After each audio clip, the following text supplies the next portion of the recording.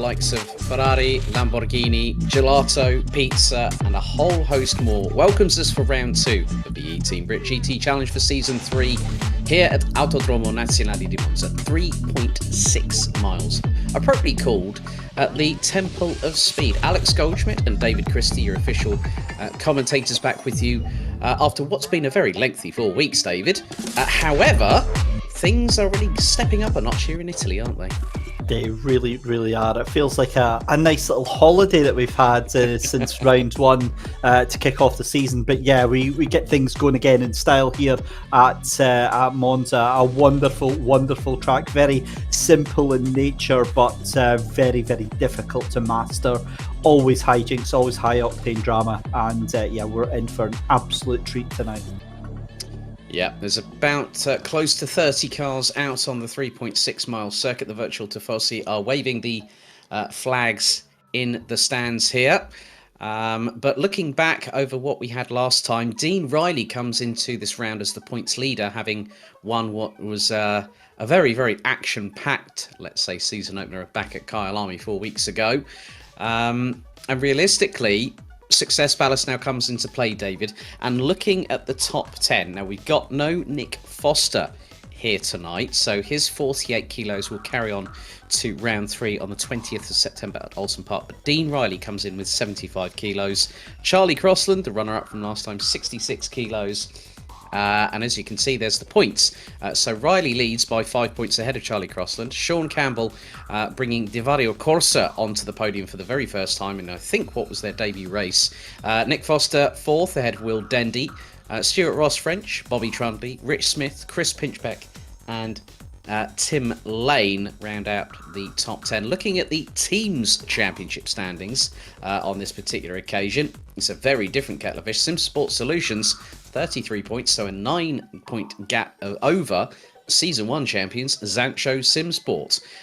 Team Fordzilla Blue, courtesy of Charlie Crossland's efforts last time out at Kyalami, puts in 3rd. Red Shell Racing and Divario Corsa tied on points, 16 apiece. Team BRIT Nissan, courtesy of the whirlwind that is Mr. Bobby Trundley, 6th ahead of Campsport Fire. Simsport Racing B, eTeam BRIT Aston Martin, and eTeam Vasaro rounding out the top 10. So Riley's on 76 kilos, Crossland on 75 kilos, Crossland 66, Campbell 57, Dendy on 39. Then it goes all the way to Tim Lane. So we've got Stuart Ross French on 33 kilos, 27 kilos for Trundley, Rich Smith on 21, Chris Pinchbeck on 15, and Tim Lane on 9. That's really going to spice up things tonight here, David, isn't it? It really is. Ballast is the last thing that you want to have on a track that favours or really benefits, you know, the high speed nature of some of these cars.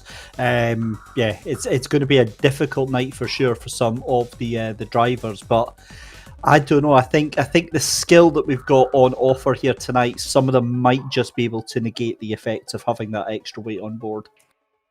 Yeah, I think without further ado, let's go around the Temple of Speed on a hot lap here on the eTeam BRIT GT Challenge.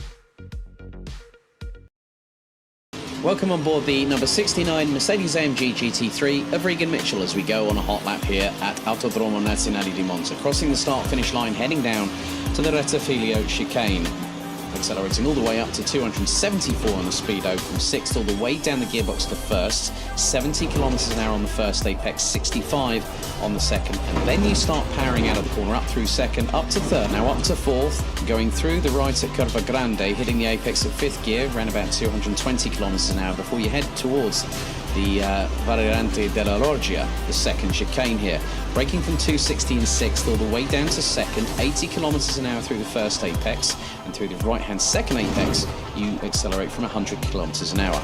Up to 4th gear, and you'll push around 200 k's before you brake around 50 meters out, down to 130 on the speedo in 3rd gear. Accelerate, pull 4th gear up to the second lesmo, down again to 3rd, 130 on the apex. Now power out of the corner, making sure you keep to track limits as you head towards the Curva del Seraglio. It's a left-hand kink here, and you're going to take the apex at full commitment at 225 kilometers an hour in 5th gear before pulling 6th, before the Variante Ascari.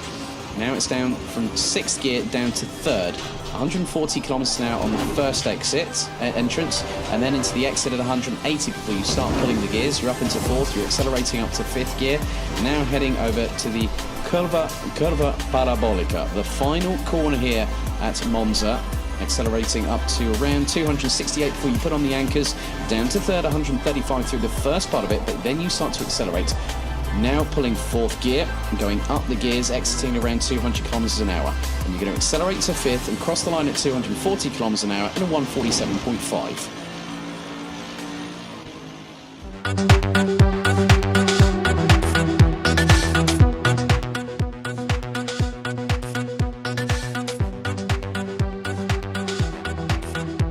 eTeam BRIT GT Challenge. Are we ready? Are we steady? It's time to go green. We're off and away in a great start from Crossland, and Riley goes quickly on the defensive. Look at the start from Dominic Alvarez, who's already got past Rich Smith. As, oh no, Alvarez has been turned around and it's caused carnage. And these two have absolutely gone. They have left Will Dendy for dead right now. There has been a change for 3rd and 4th because Campbell and Foster have both got past Will Dendy, who drops down into 5th position.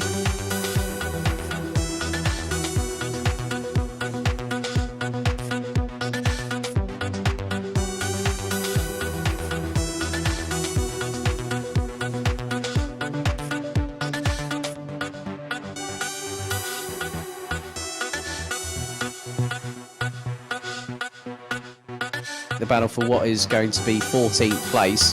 Vidago and Tyler. Well, Vidago's now got through. Oh, Spooner's gone wide. And they're up the inside at last possible moment. Goes Kieran Vidago. Take a bow, Kieran. That was a move and a half.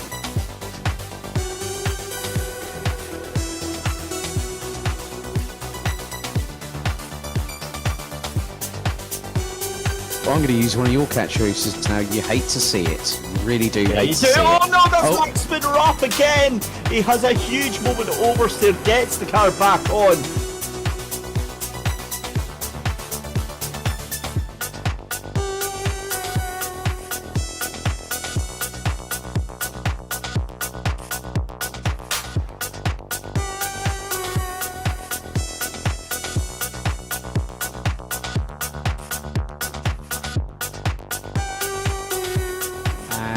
We now have our first pit stop window officially open. And this is awesome racing as you see them going through towards the final couple of corners there. Ballesteros tries to put it up the inside, but surely Chris Wilson's never going to have that. Wilson round the outside takes that position back by force and says not a chance, Sunshine.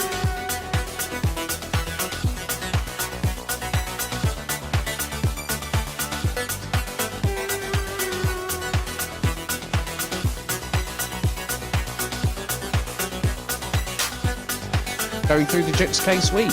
Yeah, he was way too late on the brakes there, and it was never going to happen. But look at this, Ben Brown and Dominic Alvarez side by side, and Alvarez gets the move done.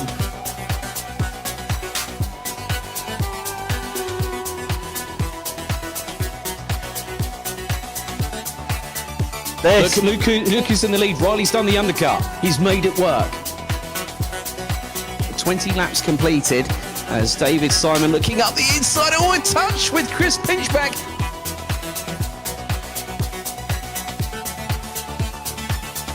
The pit stop window, for the first time this season, is now officially closed.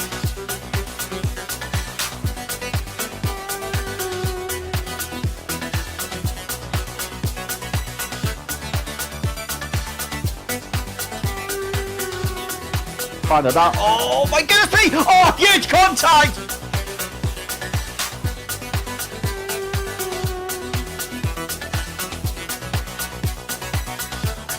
Decides to use the slipstream from the McLaren to get right up the back bumper. Here he goes Dendy. And the 128 from Zansho Simport up through Crowthorns.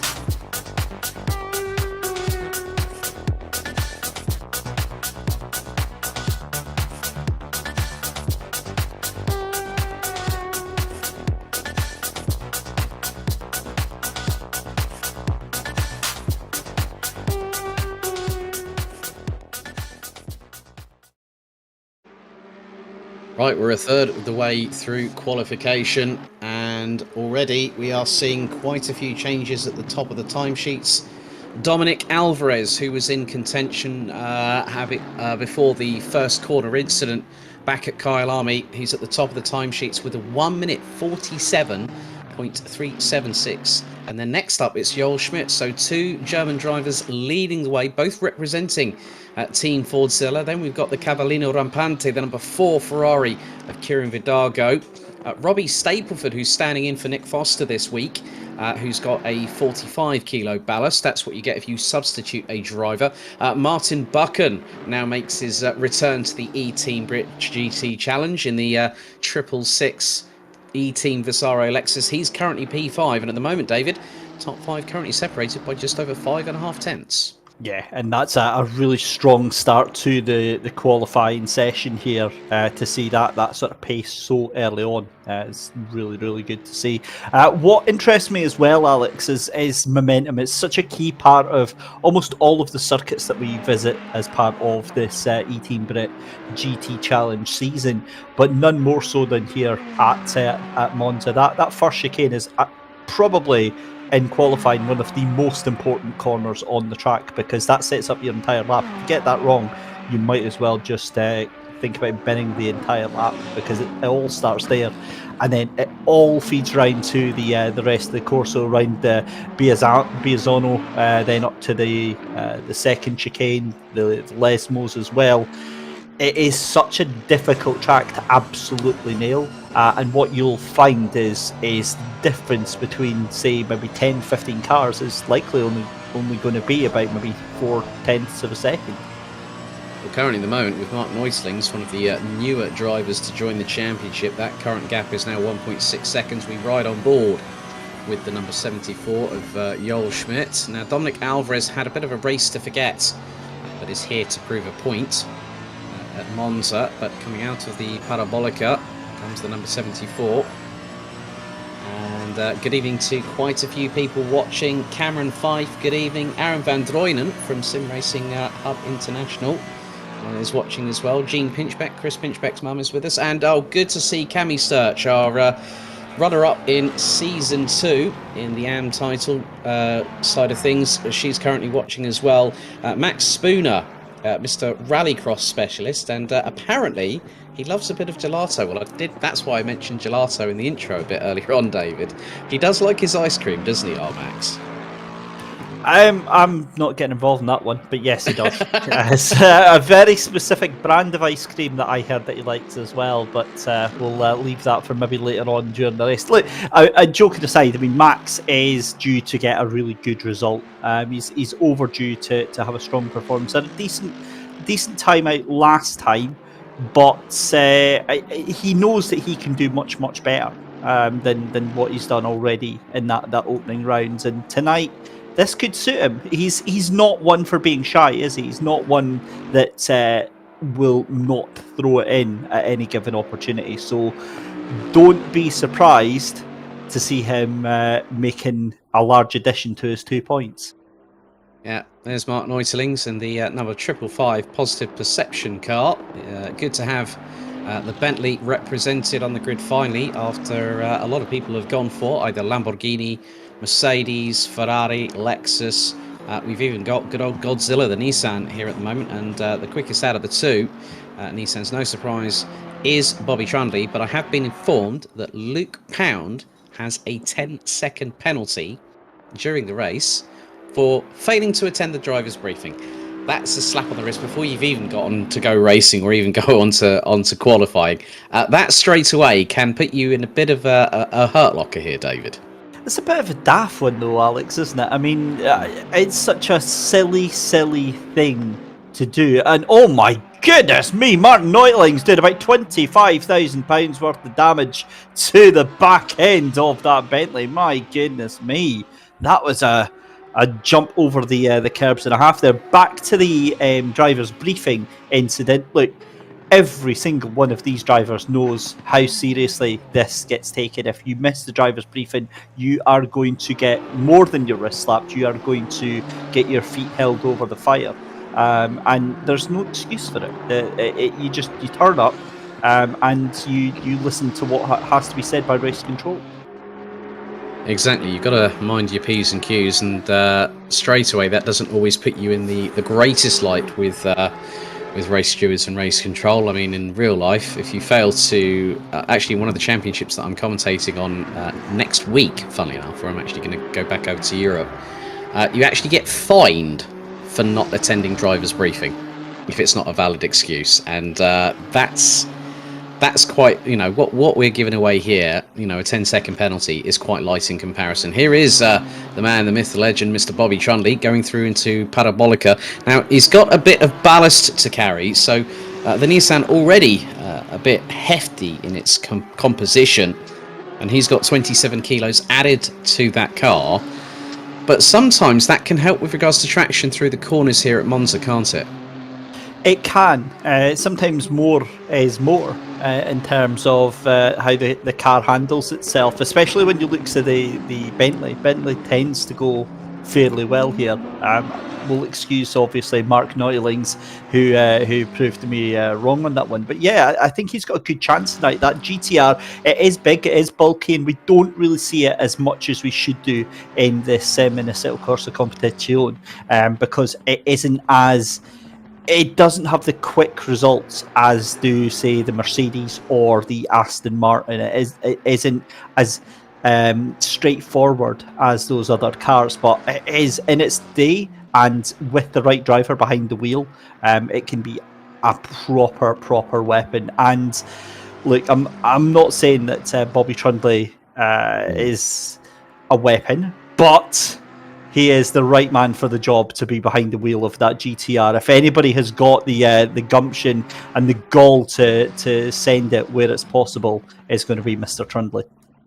Yeah, one of the drivers not here tonight, Sandro Ballesteros for eTeam Aston Martin. He's currently been with the Junior Saloon Car Championship all weekend at Silverstone, and has been at Brands Hatch today. So it's been a very, very big weekend for Sandro, who's currently now he's searching for sponsorship for a new chapter in his career. He's currently in karting at the moment, but hopefully wants to make the move to tin tops. So all the very best of luck to Sandro in that foray, and we hopefully will see him back for Oulton Park in 4 weeks' time. There's Kieran Vidargo, just over 4/10 off now. Already we're getting some people saying who their money is on, and a big thank you to Simsport Solutions, once again our official broadcast partners for season 3. Cami Search has already said that Goldschmidt for a podium. Kieran Vidargo definitely pushing the limits of adhesion and also the track limits thereof, coming through the second Lesmo. That could have been a bit of a clean-up operation needed quite there, but he, luckily enough, kept the throttle planted in. But Dominic Alvarez, with over 0.4 of a second quicker on that lap than Goldschmidt. I mean, it's looking very much like there's going to be 2 Team Fordzilla cars, possibly on the front row, if things don't change in the next 11.25 minutes. Yeah, that could be a very, very good day at the races if that's the case for them, purely because qualifying, we always say this, don't we? It's a mixed bag, because obviously you've made the point several times, Alex. Times for show, points to go. But the thing is at this track, it's so difficult to overtake. You have to send it. That's the only way you get past, because the cars are so fairly matched in terms of acceleration that trying to out accelerate a car out of corner is very, very difficult to do. So the 99.9% of the overtaking you're going to see is cars just trying to outbrake each other into the corners here. So with that in mind, I think Fordzilla, if they can get themselves up on that front 2 rows of the grids, I wouldn't put it past seeing them having a 1-2. Yeah, but I think Cammy Sturch actually made a very good point on the chat as Charlie Crossland. Now, he's got quite a bit of ballast and he's just put it P4, 5.5 tenths behind Dominic Alvarez. Regan Mitchell in the number 69 Simsport Racing Ferrari goes P6. Now, Cammy Sturch has made a very, very good point. And she says, we know what happens to pole sitters at Monza. They get rear-ended going into the Rettifilio. That's dependent on if the person behind does not outbrake themselves first. So very good point there, Cammy. Cameron Fife is also watching. He's cheering on anyone that he knows, like within the Simsport racing community, the likes of Dean Riley, Rich Smith, Chris Pinchbeck, Kieran Vidago, Mark Neutlings, who's back on our screens once again, a little bit cleaner there from the 555 through Ascari. And we're heading into the last 9 or so minutes. Top 15 rounded out by Bobby Trondy, covered by just under 1.75 seconds. Ben Brown now makes his way through the Parabolica, currently P14 at the moment, and he's a couple of tenths up at the minute. Where will he filter in? Goes P13 and drops Mark Neutlings into 14th, who then puts the boot on the other foot and goes 6/100ths quicker. Just on the note, obviously watching the chat coming in from the likes of Cameron Fife and Cammy Sturch, the comment about turn 1, and yes, to a certain extent, we know in public racing that's exactly what you expect. It's just chaos and carnage down at turn 1, and all the memes about is it GT3 racing if you don't get sent to the nether realm at turn 1. But I've been sorely disappointed every time I've seen Monza come up on a proper, league race or a championship race, because it almost never happens. Fair enough, maybe 15 laps in or 20 laps in or whatever, it doesn't happen. But Regan Mitchell goes third place. Oh, Regan Mitchell throws a little spanner into the works there with the Ferrari. That's a decent lap there. I've got. I don't really need to wax lyrical again this week about Regan and the time that I have for him, which is quite a lot. But anyway, turn 1. There's a potential for it going wrong, but I don't think we're going to see it on the start of this race. I mean, if it was nearer towards the end of the championship, I could understand that people could be a little bit gung-ho, let's say. And realistically, when it's an all-in-one championship, there's no more pro and am. So everyone's in the same boat. Everyone's in the same situation. There's Sean Campbell, currently P3 in the championship. 12th at the moment, even though I spoke to him on the post-race interview after Kyalami, he said he wasn't too sure if he was in for the season. Well, it looks like that is the case, because Charlie Purr has decided to jump into the second squad for Cadan Casual Apex and has gone with Ferrari power. And seems like a few people are coming through into the YouTube chat. Eric Molinati cheering on Scott Campbell. Prismatic Motorsports are looking forward to seeing how Dan and the crew from Cadan Casual Apex get on. Charlie Purr currently rounding out the top 20 positions as the Ferrari now makes its way across to the start-finish line.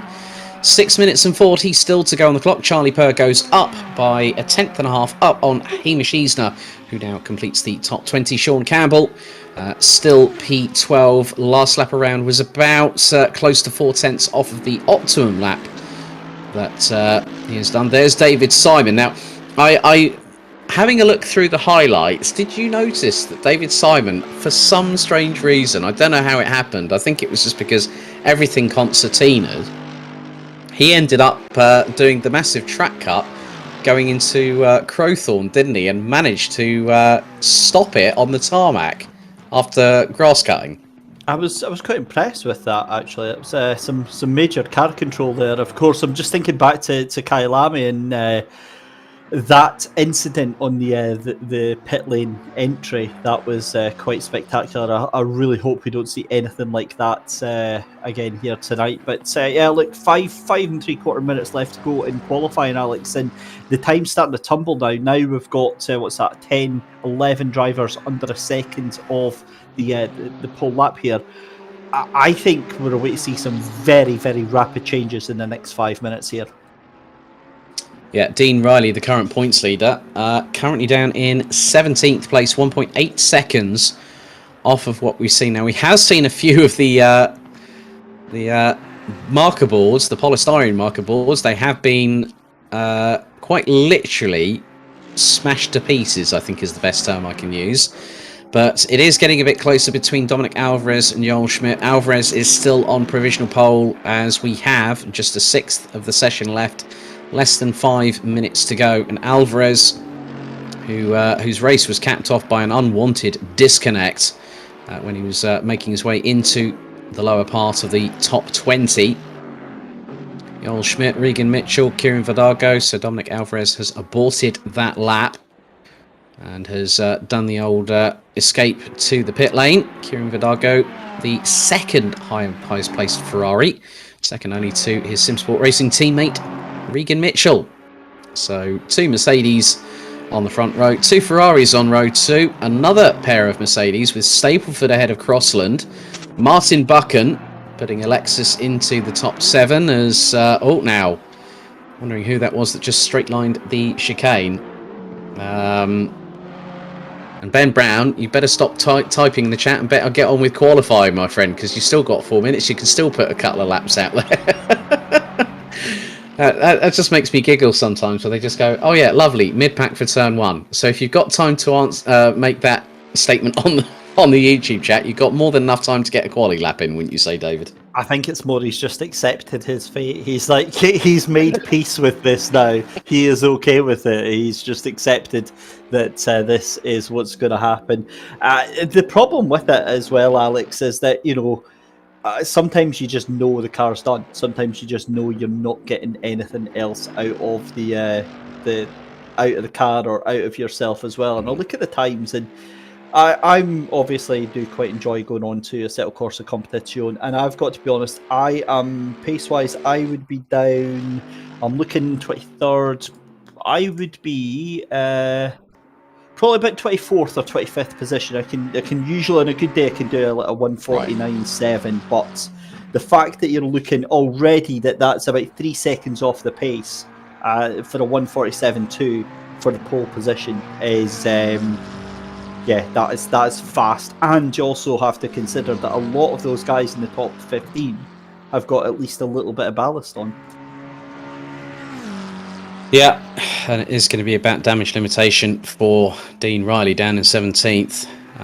But also, when you look at where Charlie Crossland is, he's currently P6, and with the amount of ballast that he's currently got on that car, and that is 9 kilos less than what Dean Riley has. A brief yellow flag out as there is a car actually stuck just outside of Scari, which might have just gotten back up and running. There's James Hall in the 888 car, so that will be Charlie Purr in the Ferrari then.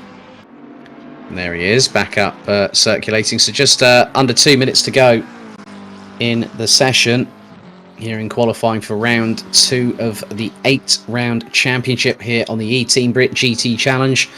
We are streaming on multiple different platforms as Kieran Vidago goes exit stage left, close to the tyre barriers on the left-hand side of the exit of Ascari. On the official Team BRIT Challenge, we're also broadcasting live on multiple different platforms, including Facebook and also Twitch. So a big thank you for those joining us.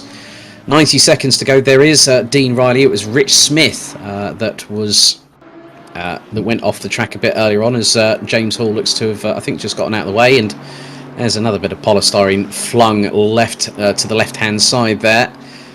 But Dominic Alvarez looks to take his first pole position. It was Charlie Crossland in the first round of the championship 4 weeks ago at Kyalami.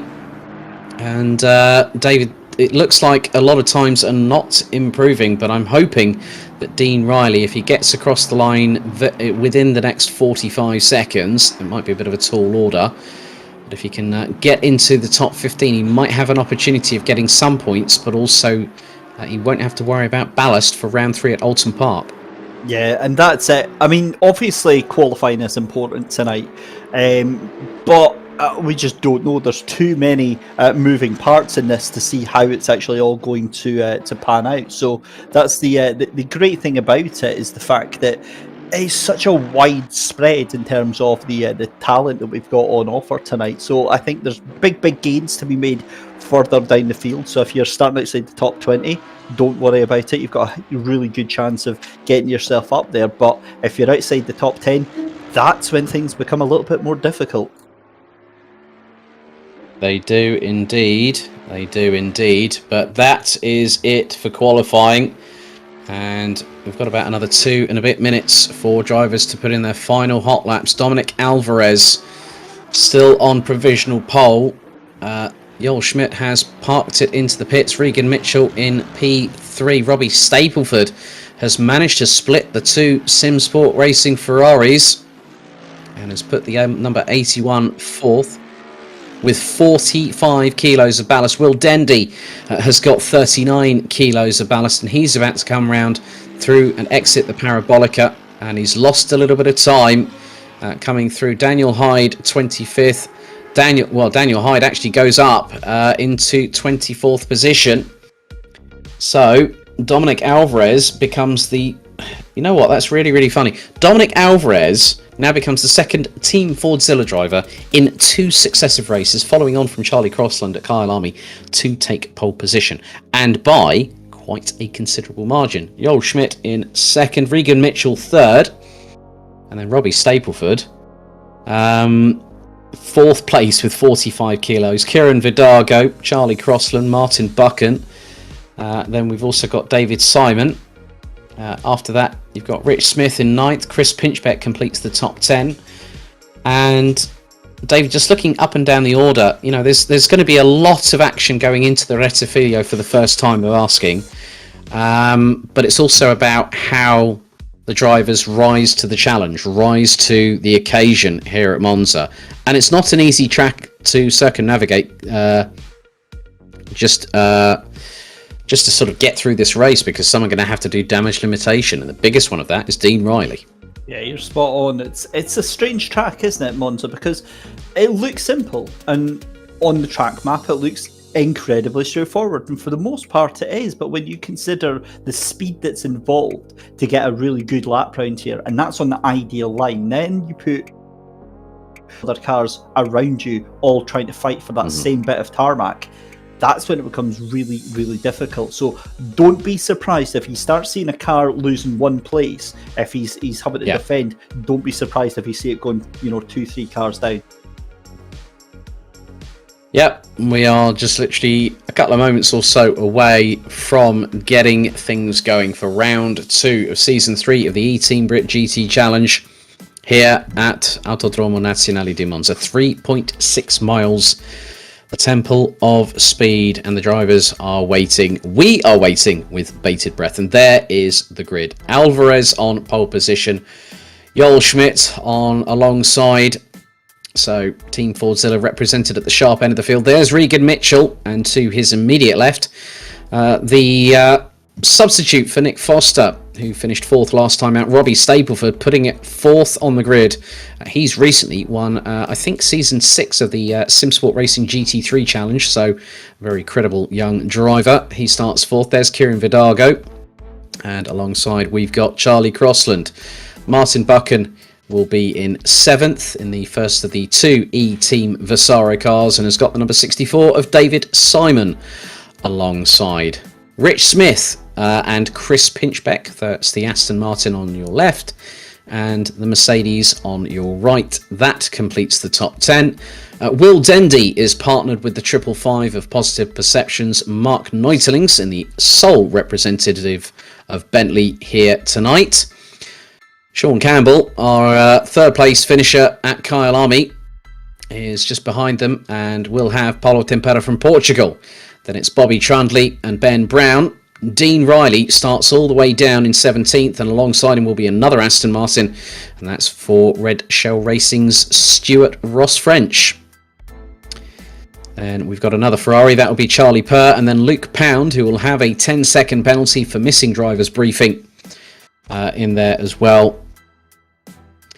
Then we've got Hamish Eisner, Tim Lane, Bradley Brockies, Daniel Hyde, Max Spooner, James Hall, Chris Wilson, and Michael Tyler. 28 cars on the grid. We've got just over 2 minutes and 20 seconds to go until they get onto the formation lap. And David, just give us your thoughts of what the drivers will be thinking ahead of going into battle for 60 minutes here at Monza. A lot of it is going to be keeping it cool, calm and collected, Alex, for that first 10 minutes. It's so important to get a good start and to avoid any chaos and calamity. And I'm going to ignore that comment from Martin Buchan just coming in on the chat there, saying that the only thing that would be make him more nervous would be having David Christie on the grid next to me. Do you know what? After my real life hijinks, I wouldn't actually blame you for that. But in all seriousness, we have this conversation all the time, Alex, about the difference between real life racing and sim racing. I can assure you the nerves, the excitement, the adrenaline goes through these sim racing drivers just as much, just as intensely as real life. In fact, even more so, because the level of performance that's expected from you out there on the field is it is absolutely stellar. So we're in for a great race. I just hope these guys and girls can keep it nice and calm for the first 10-15 minutes. Then they can knock lumps at each other. Yeah, well, Phil Webb, the team boss of Divario Corsa and Cadan Casual Apex, also watching, and he said, "Damn, this is going to be a good race." And then instantly says the words, "Turn 1." Well, that just says it all, really. A big thank you for everyone tuning in. It's really, really a pleasure to have you along with us. And the good luck wishes are coming in, like from Tom Smith, Cammy Sturch, and everyone watching from wherever you are in the globe. We bid you a very, very warm welcome. Track temperature 33 degrees Celsius, air temperature 26 degrees, server time now at 2:04 p.m. So for those of the uninitiated of you out there that don't know the format, we'll just lay it down very, very briefly. It's a 60-minute race. There is a mandatory pit stop, which does include a 30-second pit stop. The window opens with 20 minutes completed and then with 20 minutes to go. However, they're about to get things underway, and some of the drivers have put the headlights on. The mind games are already starting, and Dominic Alvarez now leads the field away from starting grid, followed by Joel Schmidt, Regan Mitchell, Robbie Stapleford, Kieran Vidago, and a lot more. Now, David, one of the more important things, just like in real life, you've got to get your weapons sharp. You've got to get the tyres up to temperature, the brakes up to temperature. This is going to be a fairly slow lap, but you've got to make sure that everything's right going into the Rettifilio for the first time. You certainly do. Brakes, probably one of the most important things to get done. Thankfully, there's a really good way of doing it in a Settle Course competition, which is where you run the brake at the same time as being on the accelerator, where it does slow the car down considerably, but it puts heat into the tyres, into the brakes, and the heat from the brakes then seeps through to the tyres. So it's a fascinating way to see the drivers preparing for the races. That's exactly what they're doing just now, and again, it's another thing that's so completely different to sim racing in the days of old, where drivers actually have to put in the work even more so to get that stuff up. Also, setup is a big thing as well. They've got to make sure they've got enough pressure in the tyres and that the setups are absolutely on point for them as well. But yeah, a lot of work going in right now, and some last minute changes going on. Yeah, so the drivers will be tinkering, so you'll have things like camber, caster, toe in, toe out, ride height, how high you're going to set your tyre pressures, or how low are you going to set your tyre pressures, depending on the degradation rate. So the drivers will have simulated race style runs with the pit stop, and also they'll have done things reference qualifying. But one of the biggest things I have noticed, David, there are clouds overhead. There is no sunshine forecast for the next half an hour. That's the important thing. It is a bit cloudy, which means it's going to be a little bit cooler, which means that the track temperature isn't going to be as high as it could be, but I don't think that's really going to make too much of a difference right now. It might make it a little bit easier for tyre wear, but I don't know, Alex. We've done this a lot over different championships, and I'm getting a little bit excited about this one tonight.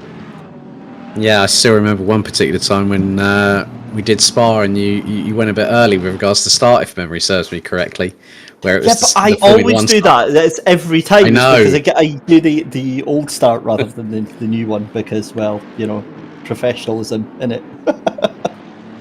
Well, to each their own, my good friend. To each their own, as they say. But they're just coming through Ascari.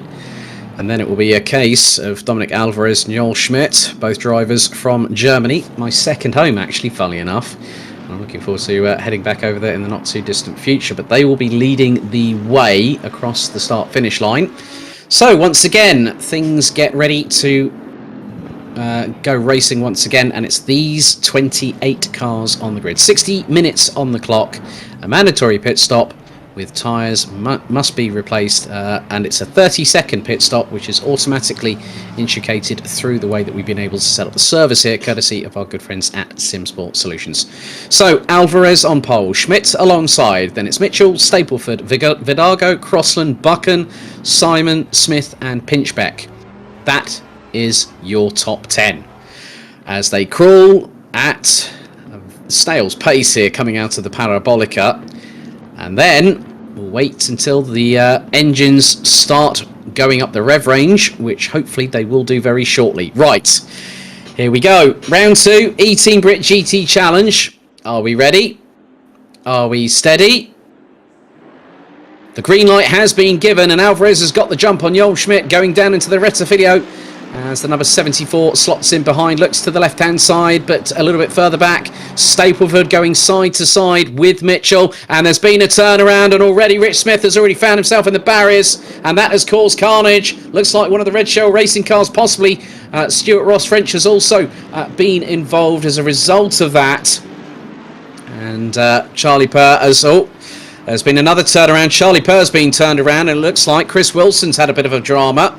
And then you've also got possibly one of the that will be one of the eTeam BRIT McLarens that has gone out, and the Rettifilio has caused a bit of pandemonium. But it's the two Simsport Racing Ferraris with Mitchell and Vidago side by side, but Robbie Stapleford very much in the thick of things and is currently still sitting in 4th position. But what a start from Dominic Alvarez. He got the jump on Goldschmidt, and Goldschmidt decided to slot in behind and just wait. Well, I've been waiting a couple of weeks to say this, but there's been a murder. There's been several murders actually at turn 1, but yeah, that is unfortunate. Rich Smith then back into pit lane then, and I've got a feeling that he has got some heavy damage to that Simsport Solutions car just now. That's a shame to say, but I mean, for the rest of them, as it goes, it is a really good start for Dominic Alvarez. You've got to also say it was a pretty poor start, Alex, for those Simsport Solutions cars. Well, the Simsport racing cars, yeah, where you've got Mitchell and Vidago, they're both 5th and 6th respectively. Martin Buchan is closing in on David Simon. Charlie Crossland has gotten ahead, apparently, of Robbie Stapleford. So with 66 kilos of ballast, Crossland's got something in that car that's really working for him as they cross the line to complete lap number 1. So Robbie Stapleford actually got touched going into turn number 1. And realistically, it just goes to show that concertinaing up into turn 1 can cause problems. And we saw that before somebody even hit the Rettifilio chicane. But it's Schmidt versus Alvarez at the front. We're on board with Will Dendy, who's trying to close in on Martin Buchan. Will Dendy running with 39 kilograms of ballast, and good to see that Martin Buchan, he's always given us good reason to watch him, and running in the McLaren in the first couple of seasons, but then switching to Lexus alongside Max Spooner. Now, Max Spooner has openly admitted to me before we went live that don't expect any miracles from me because he's only done like about 5 laps. Paulo Tempera from Portugal closing in on Bobby Trundley, and Trundley is trying to close in on Martin Neutelings, who's now up into 12th place behind Divario Corsa's Scott Campbell, with Chris Pinchbeck completing the top 10. Tell you what, Paulo Tempera is going to be a brave boy if he's going to fancy taking this to Bobby Trundley. We both know what Bobby's like, and if he gets a little bit fighty, and he can make that GTR do things that other drivers just can't right now. But at the moment, does look like he's holding things up. Here's a replay of the start then, and as you said, the Simsport racing actually didn't get as bad to start as it originally looked. This is further down the grid though, and oh, that's a little bit naughty there. That was fairly straight up murder right there. That was Will Dendy, I believe, and that was a touch with Rich Smith. My apologies, Eric Molinati. Yep, Sean Campbell rounding out the top 11. Unfortunately, I happen to know a Canadian gentleman by the name of Scott Campbell. That's the problem when you know so many people in racing these days. Now, I've seen a couple of... Oh, now we've got dramas there. Now, that was Will Dendy on the start-finish straight. And the biggest... What's happened to Goldschmidt? Goldschmidt has dropped all... he's all the way down to 18th place. What on earth has happened there? And there it is. Oh, there's a bit of front nose damage. That bonnet is not completely flush. So I'm wondering if there's been a little bit of an incident. And there's Will Dendy. That's an IOU in the post from the team boss on that one when it comes to a virtual invoice for that damage on that car. So, and Will Dendy's now battling with Michael Tyler and Bradley Brockies, and with that damage on there, that's going to compromise the handling of that Mercedes there, David. We're going to go to a replay now, and that is Dan Hyde there. So, coming down the main straightaway, and you can see that Hamish Easton has gone right over... Ah, there was a touch. Okay, so it's just literally the minute Rich Smith has been accidentally turned by Will Dendy. I'm not too sure how race control are going to see that, but it was a domino effect, and then Dan Hyde gets into the back of Ben Brown, and then that turns around Charlie Purr. Oh my goodness me, that was a cracking pull shot. That's two balls into the pocket for the price of one there. So yeah, great stuff. But yeah, Dan Hyde's going to get absolutely spanked from race control over that one. That was pretty poor on the exit of turn one. I mean, obviously there's a lot of cars there, and it's very, very easy to do. But yeah, they'll not be taken too kindly to that one. I really want to find out what happened to Joel Schmidt. For the fact he's all the way down in 18th place after that start. Yeah, that is a very, very strange one to be sure. But I've got to be honest, it's a little bit more aggressive of a start than I thought it was going to be, Alex. Yeah, Will Dendy's now gone into the pit lane to repair the damage, and that's going to drop him out of the top 25. And we've got 13 minutes and 50 seconds until the pit stop window officially opens. And every driver that does not make a mandatory pit stop. Okay, let's have a look. Now he's closing in, and he's got a good run. Now this is going to be heading into Ascari. So into Ascari they go, into the left. Now into the right. He bumps the... Oh, look, whacks the curb on the left-hand side coming out of Ascari, and the front end spears into the barriers, and that's why Joel Schmidt has ended up where he is, and he's on a bit of a comeback trail. Is the number 74, Joel, based out of Germany, and is closing in on Max Spooner, and you can see there that with Luke Pound, the 10 seconds that is now being applied is because of the fact that the number 66, currently in 23rd position, missed practice. Missed the driver's briefing, and now we're going to see this is. Right, now this is Dendy with Pinchbeck just behind. Pinchbeck goes to the right. Oh! That's the slightest of nudges, and on a rear-wheel drive sports car, David, that can happen. And I just had a penalty come through from race control. Penalty for car 128, 10-second penalty for avoidable contact with car number 76, which was Rich Smith. And, now that was Charlie Crossland. Charlie Crossland now, off at the first chicane there, Alex. Well, that has now promoted Robbie Stapleford and Regan Mitchell to second and third position.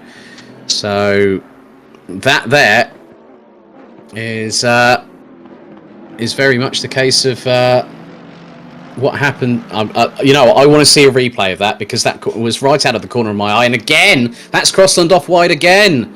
You've got Vidago there, Buchan there, Pinchbeck, Campbell, Neuterlings.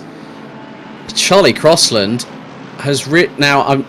I mean, I'm not too sure whether there might have been a little touch from Robbie Stapleford, but as I said, I want to see a replay on that. But Charlie Crossland now finding himself in 7th position, and yeah, it's, even though it's the second round in, it can just go to show you make the slightest error, and Sean Campbell is now closing on David Simon. But it's just really, it just shows that even with that amount of ballast on there, that can compromise the setup. I said about traction being helpful with this additional weight, but going through a corner, if you whack the curves too hard, you have that success ballast, it is going to throw you a curveball.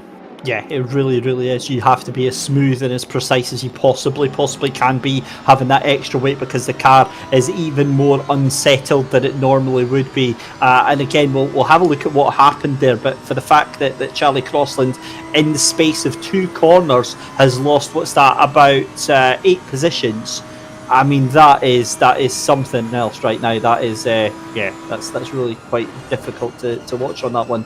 Although he's still showing up on the timing screens is up in 4th, so yeah, I'll keep an eye on that one. But it is what it is. You know, this is what makes it so exciting. This is what makes our job so awesome. Unfortunately, I do have to say, I mean, Martin Buchan in the 666 car in 6th place. As much as it pains me to say this, he's having a cracking start to this race right now, up into 6th position. Yeah, you can see behind you've got Chris Pinchbeck.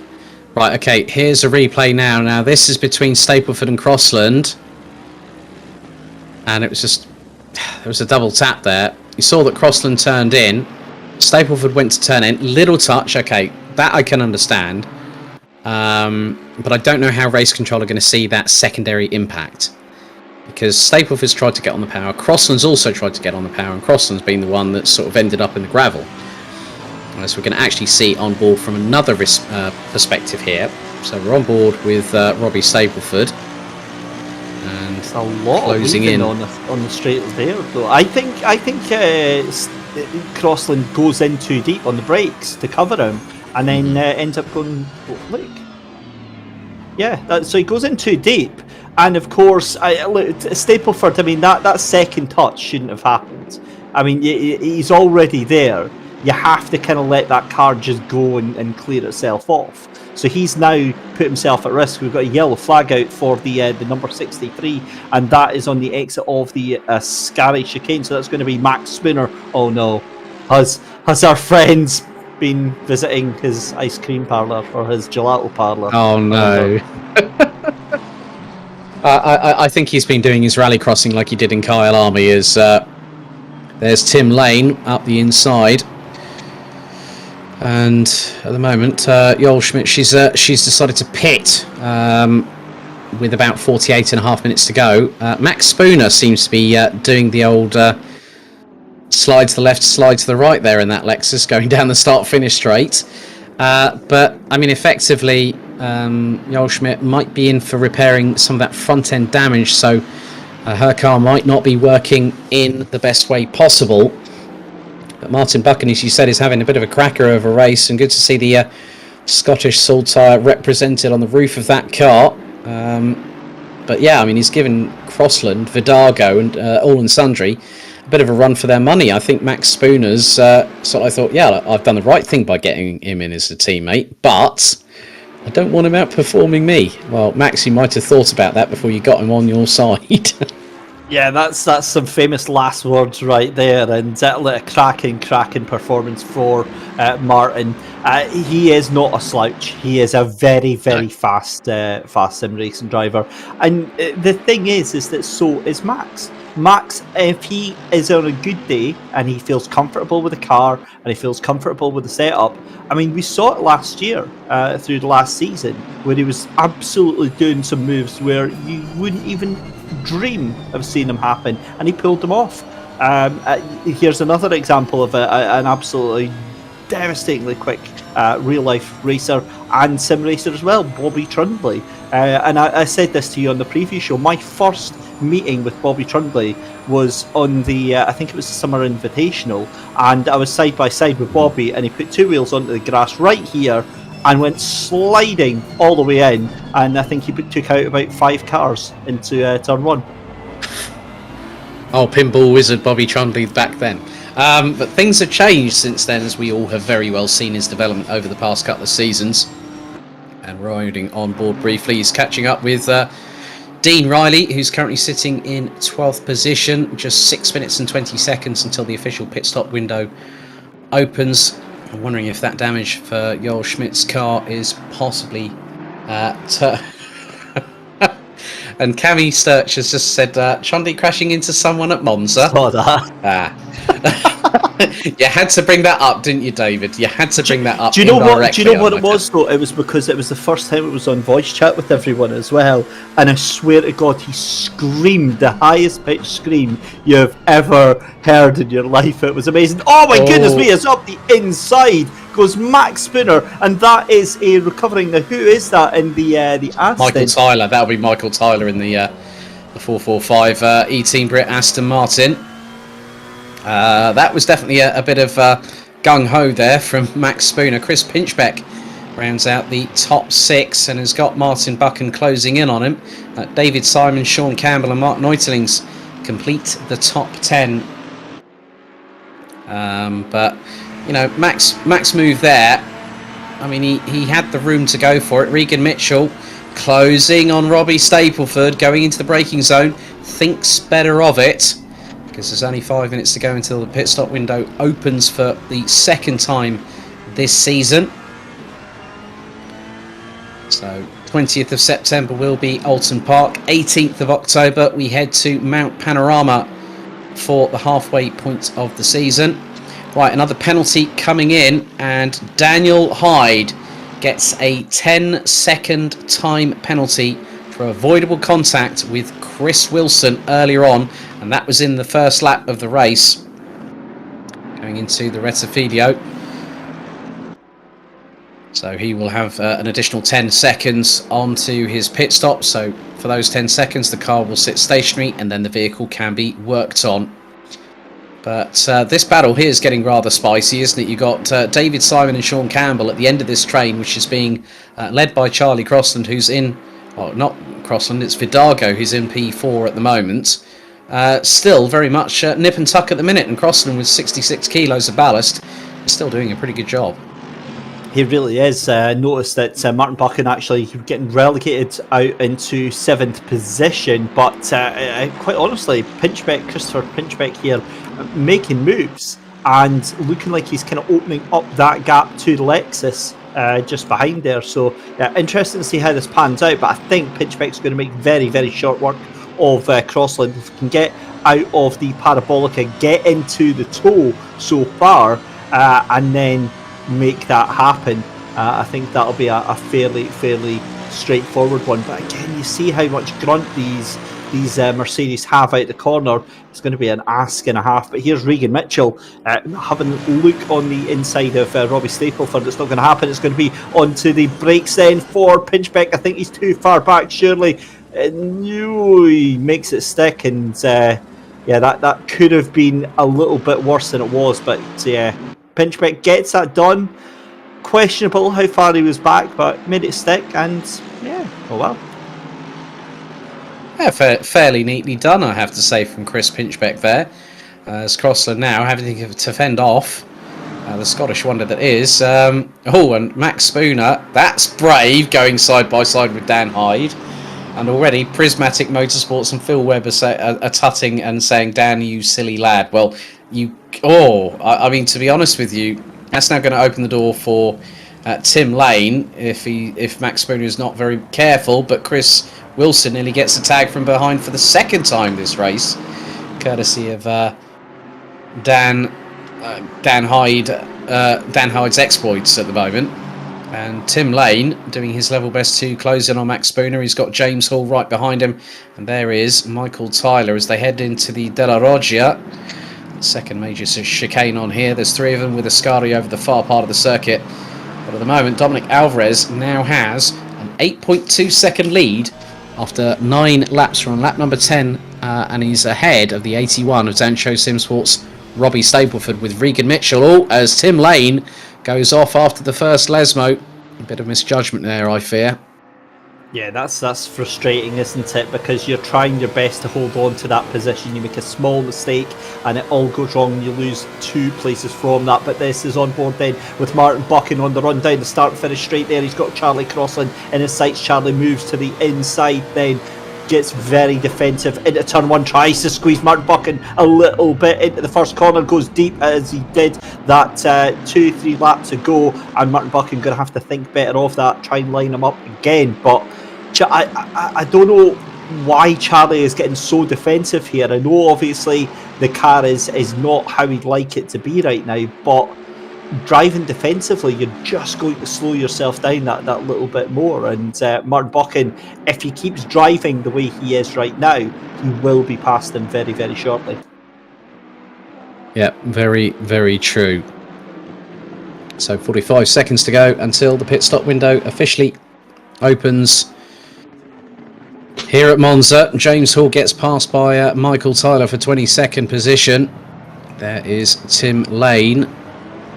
I'm just keeping my eyes now. Goldschmidt has she's returned to the track and is now back on at running at 1:48.7s and is down in 26th position. So could very quickly is about 40 seconds behind Luke Pound, who rounds out the top 25. But here's where the strategy comes into play, because, ladies and gentlemen, pit stop window opens for the second round of the season. Yeah, fantastic to see. This is where all the strategy and the hijinks are really going to open up. If that was me and I was Joel Schmidt, I'd be pitting right now. I know obviously just come straight back out the pits, but get in, get the car topped up, get it, everything ready to go, and then just absolutely see what you can do for the remainder of the race.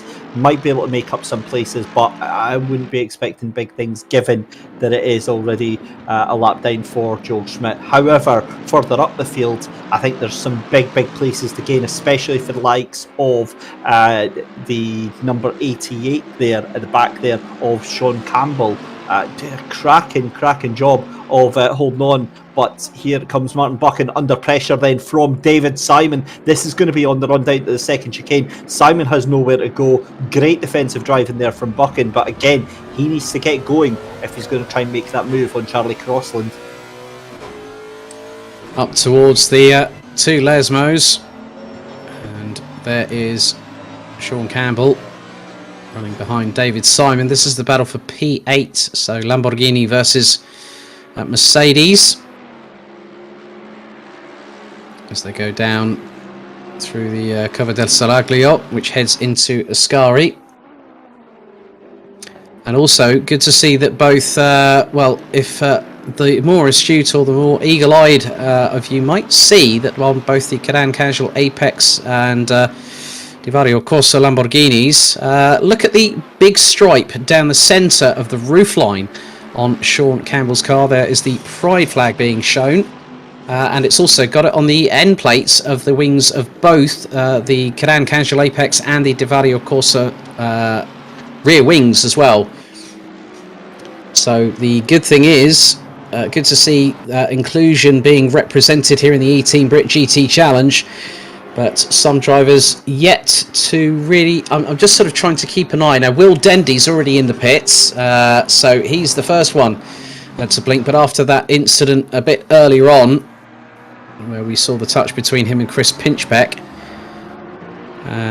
so there's Daniel Hyde in the number 2 car for Cadan Casual Apex. And a lot of drivers starting to eke that fuel window out a little bit longer, aren't they, David? And that's it. That's the big strategy game that we've got going on right now, is how long do you want to leave it? I mean, obviously the pit window is open, but it's a 20-minute pit window, so you don't have to actually make that an immediate thing. And hang on a minute, did I just see that? Did Chris Wilson actually just take that position? Was that from Bradley Brockies round the outside of the Parabolica? That is, if that is what I just saw there, that is quite something. Oh yeah, definitely. And it has been done before. There'll be an opportunity of when that might happen again. But Hamish Eisner is being closed in on by Ben Brown. A little bit of a mistake from Eisner going through the first Lesmo. Brown was nearly up the inside like a rat up a drain pipe as we go on board with the number 22, but the Lamborghini seems to have a little bit more pull out of the Lesmos in comparison with the McLaren.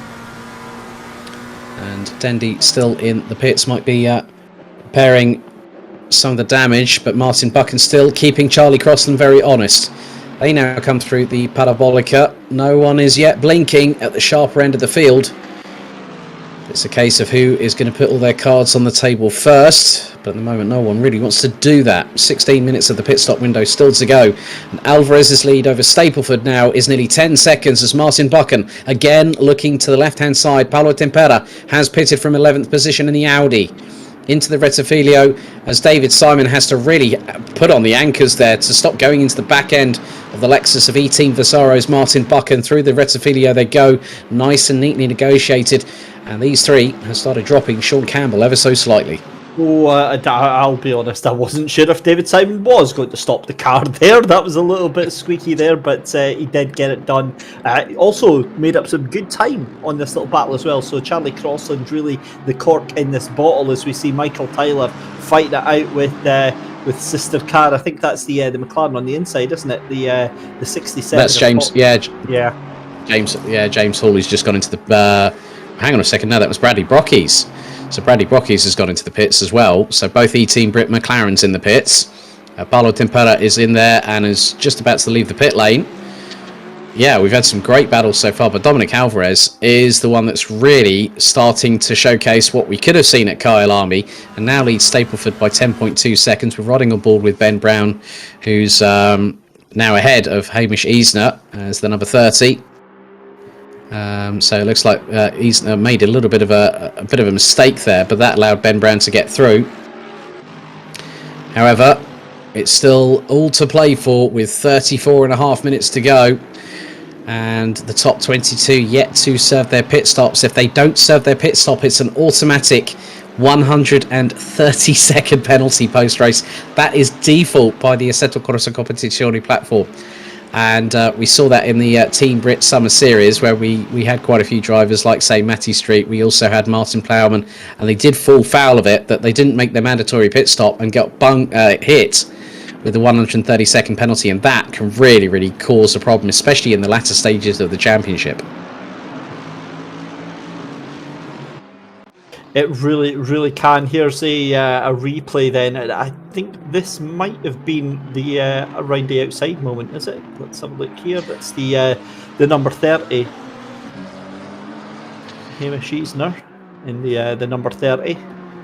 Just making his way. So if we're watching it several corners in advance, and that looks like that's a classic where the weight transfer just absolutely jitters the car from one side to the other, and as a driver in the sim you're trying to feel the weight of the car through the steering wheel, and it makes it very, very difficult, and all he's done is overcorrected there, managed to keep away with it, and thankfully he's only lost the one position there.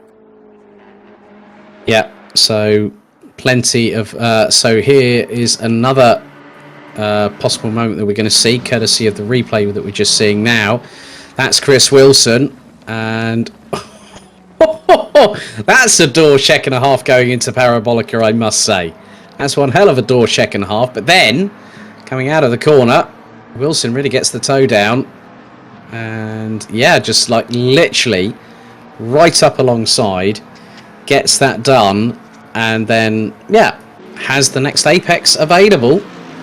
Martin Buchan, in the meantime, has been gapped ever so slightly, but David Simon is right on his back bumper, and Simon goes to the left, and this could be very, very close between the pair of them. They're side by side. Oh, there's a clash of wheel arches, and Simon is literally more than a bit robust there, as Buchan ends up losing out the place, and we are getting word of a penalty.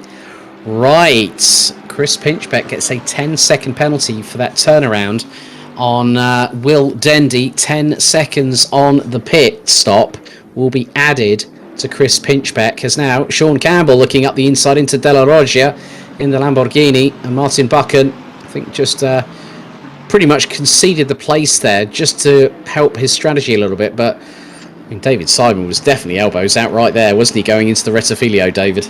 We spoke about this, Alex, just before the race, about momentum and how important it is to hold on to whatever momentum you can have during this race. And to be honest with you, I think Martin Buchan's time has run out in terms of whatever is going on with that car, if it's the tyres or if it is fuel or the setup or something is just not happy with that Lexus right now. But here comes Max Spooner on the back of the 68. I believe that is Chris Wilson, isn't it?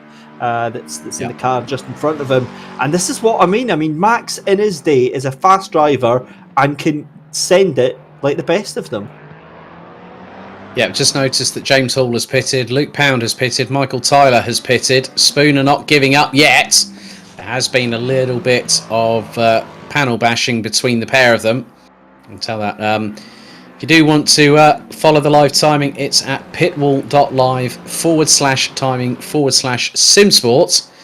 Spooner now trying to get the run on the McLaren. Don't tell me he's going to go through there like that. And he's got through. He's got past. So Spooner up into P15. In the meantime, Riley has pitted. Pinchbeck has pitted. Regan Mitchell now in the pit lane. And yeah, this is going to be interesting. We've got just over 10 minutes of the pit stop window to go. And now everything has changed quite a bit, because the battle between Sean Campbell from Divario Corsa and Martin Buchan is now for de facto P5 at the moment. So Stapleford and Mitchell will be coming out of the pits. Spooner still going side by side pretty much with Wilson, who gets into the slipstream of the Lexus. Now the McLaren has a lot more torque than the Lexus. 4-litre twin-turbo V8 in the back end of the McLaren. And then it's a 5.4 litre naturally aspirated V8 in the front end. And that was not going to work. No. And has there been dramas? Oh no, Regan Mitchell's just been hit as a result. Chris Wilson trying to be brave there. Touches with the left front of Max Spooner, and then all of a sudden Regan Mitchell, who I think had only just come out of the pits, that had caused a major problem for Regan Mitchell. That could compromise, but the leader, Dominic Alvarez, now in pit lane. Oh man, that's that's a horrible one to see there. We'll need to get another replay of that one, obviously. It's going to be difficult to apportion blame on that one. There was the two cars on the braking on the braking point into a corner there, and I don't know what to say. I'm absolutely devastated for Regan Mitchell. I've got a gut feeling that Max might be getting in trouble for that one. Again, I'll have to see a replay to confirm that, but I'm devastated for Regan. He was so fast. I think he was third place at that point before he went into the pits, and to come out like that, that's not good. Yeah, I mean, we'll leave it until race control to decide that. But Mark Neutelings finds himself in P3 at the moment. So Charlie Crossland is now the leader with 28 minutes to go on the clock. Martin Buchan in second. There's Mark Neutelings. So we're going to have a look. So Max Spooner keeps to the right-hand side. Wilson now goes to the left. Spooner has to avoid. That was probably Michael Tyler coming out, and then all of a sudden, that's a 50-50 on that.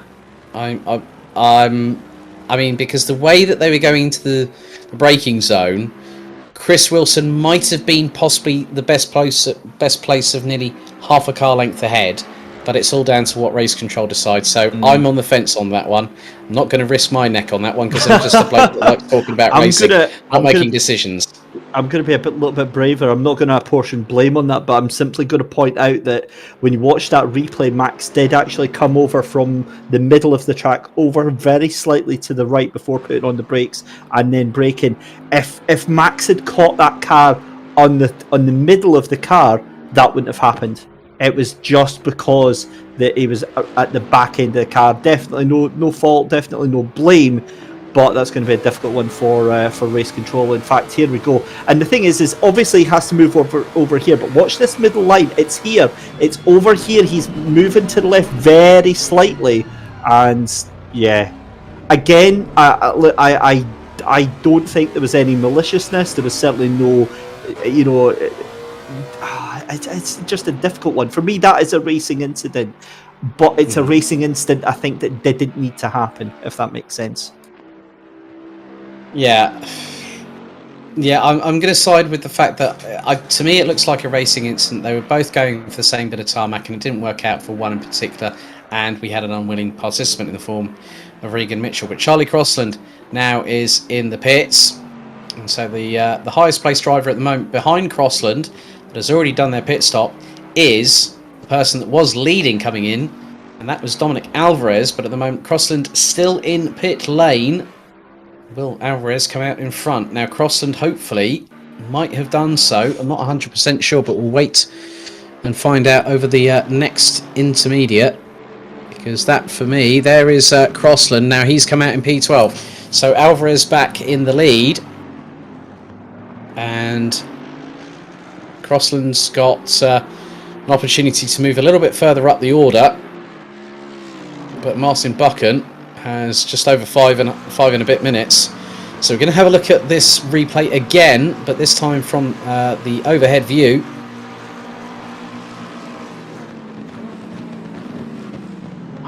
Yeah, it's... Oh.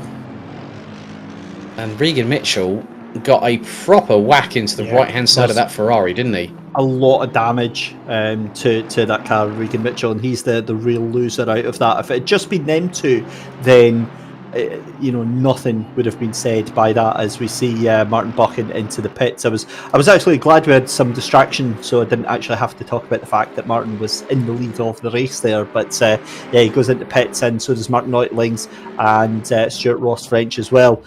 Yeah, as they too will dust themselves off and get back on with that. I just hope that there's not too much damage to the car of Regan Mitchell. Just looking at the lap times that Regan Mitchell has been putting in just now, doesn't look to be too bad. 1:49.4, so he's still a little bit off the pace, but yeah, let's hope there's not too much there.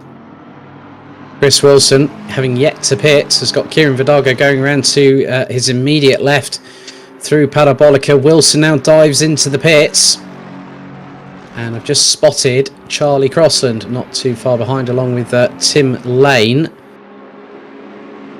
And that will be more than likely the trip. I think that's the 445 of Michael Tyler, the sole eTeam BRIT Aston Martin here tonight. There we go, Alex. That's what I like to see. Bobby Trundley leading the race. Let's have some more of that, please. Well, we have had two retirements, it looks like. We've got Will Dendy out on lap 10. Rich Smith didn't even make it into the Rettifilio chicane after what happened earlier. Chris Wilson now in the pits. Goldschmidt has made it up to 18th position, so she's had a great run so far after what happened initially. And now has pitted. Got just over 3 minutes to go, and the cheers are coming in. Bobby Trundley now gets rid of his 15 seconds of fame, and now it's Ben Brown's turn in the spotlight. The number 22 also decides to pit, and I would think that very shortly we should have Tim Lane jumping into the pits very soon. And there is Dominic Alvarez, who will become once again the race leader with about 22 3/4 minutes still to go. And at the moment, I have seen that Dominic Alvarez is the fastest lap holder around this circuit this evening. A 1 minute 47.844. There is Joel Schmidt. She's just made her way out of pit lane, but obviously can't encroach on the white line. Otherwise, that's an automatic penalty. And comes out in front of one of the Canan Casual Apex cars. But it has been a pretty good performance so far from Dominic Alvarez, hasn't it? Yeah, it's been a fantastic performance from Dominic just now, given the fact that, what was that, before pit stops he had a 10-second lead going over to Robbie Stapleford, but that's not a 10-second gap, if anything. That seems to be coming down quite massively right now. In fact, that gap's down to 7 seconds to second place of Robbie Stapleford right now. So Dominic Alvarez, we'll keep an eye on that, just see if that's maybe his tyres taking a bit of time to warm up, but that gap is starting to come down very, very slightly, Alex. Yeah, Robbie Stapleford, no slouch either. The gap now down to 6.6 after the, or 7.6 after that next intermediate. Going to have a little bit of a replay here. Now here's one of the Team Ford. So that looks to be possibly Goldschmidt, I believe. That's going through into the Della Roggia chicane. Oh, and the Cadan Casual Apex cars not having a great... 3 into 1, do not go. And I think the Lamborghini might have been at the heart and centre of the matter by what I just seen right there and then. 60 seconds to go on the pit stop window. Tim Lane could be the first driver to be pinged unless he gets his backside into that pit lane sharpish. Because even if Tim Lane did... Now, what? Where is... there's Tim Lane at the moment, the number 44, Aston Martin. Now, Max Spooner in previous folklore here on the eTeam BRIT GT Challenge has literally gotten in by a second or so. Good evening to Tom Bunty from Grid Finder. Good to have you with us as well this evening. And here is Tim Lane with 21 seconds on the clock remaining, getting into the pits. So we'll serve a mandatory 30-second pit stop, have a fresh set of tyres on that car. And now it's a 20-minute sprint to the checkered flag. Sean Campbell battling away with Mark Neutelings in the 555 Perceptive Perception Bentley Continental. David Simon going side by side with Bobby Trundley. I hope you've got a good foot on the brakes there, David, because there is Trundley. He keeps it pinned in front and stays in what is 11th position coming through the Rettifilio chicane. Nice bit of battling between these two here. Fair and a nice little fight that they've got going on. It seems to be going sort of one way then the other. David Simon going up to the inside. Now this is coming up to the second chicane, and they're very, very quickly coming up to the 24th place car there. That is Michael Tyler in the 445, moves out of the way. Great awareness there from Michael to let the faster cars through there just now. But David Simon, yeah, he's looking very, very menacing. But yeah, look, you've got to be a big brave boy to try and take on Bobby Trundley, because bad things happen. Big Bad Bob. Triple B, there you go. A new nickname for Mr. Bobby Trundley as they make their way through Seraglio, heading down towards Ascari. Mercedes seems to have a good pull. Obviously with the Evo variation, has a bit more torque than the non-Evo. Good thing is that Bobby Trundley making that car very, very wide. I mean, it's got big rear haunches, has the Nissan GTR GT3 Nismo. And looking towards the left-hand side, heading down towards Parabolica, is David Simon from Team Fordzilla. And don't tell me he's going to try and plant it around the outside of Bobby Trundley. You've got to be a brave person to do that. But with Trundley having the apex through the first part of it, the Nissan's going to get the run coming out of that corner. And David Simon's got to do all the hard work again.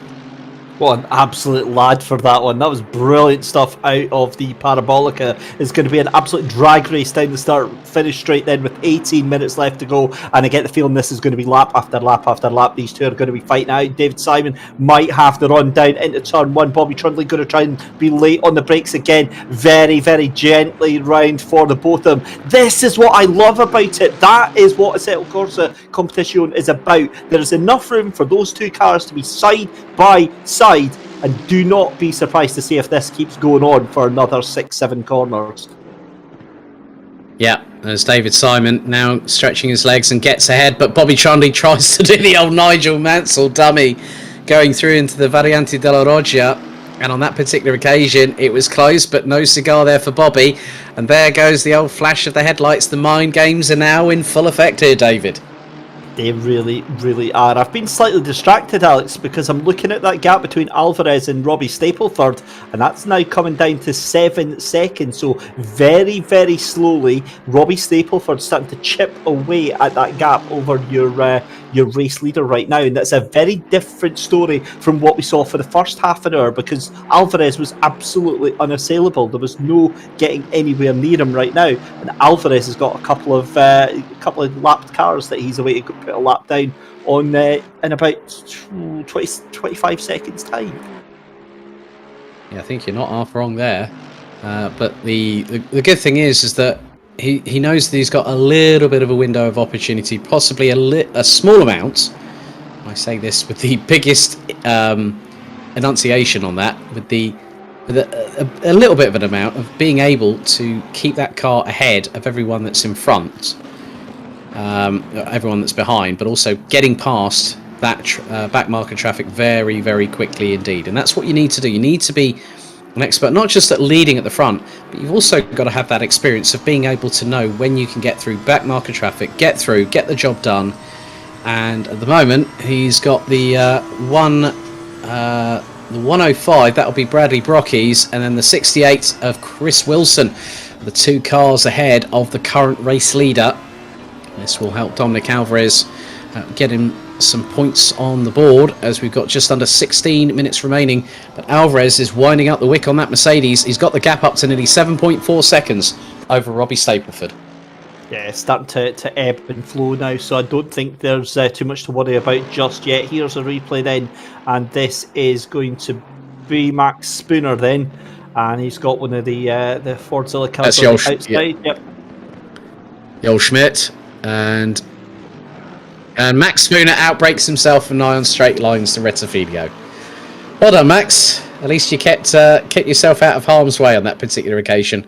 So Goldschmidt, she's now back up into 20th place. It's been a difficult encounter for the number 74 from Team Fordzilla. There are 2 camps of Team Fordzilla. So Goldschmidt partnered with David Simon in Team Fordzilla Orange.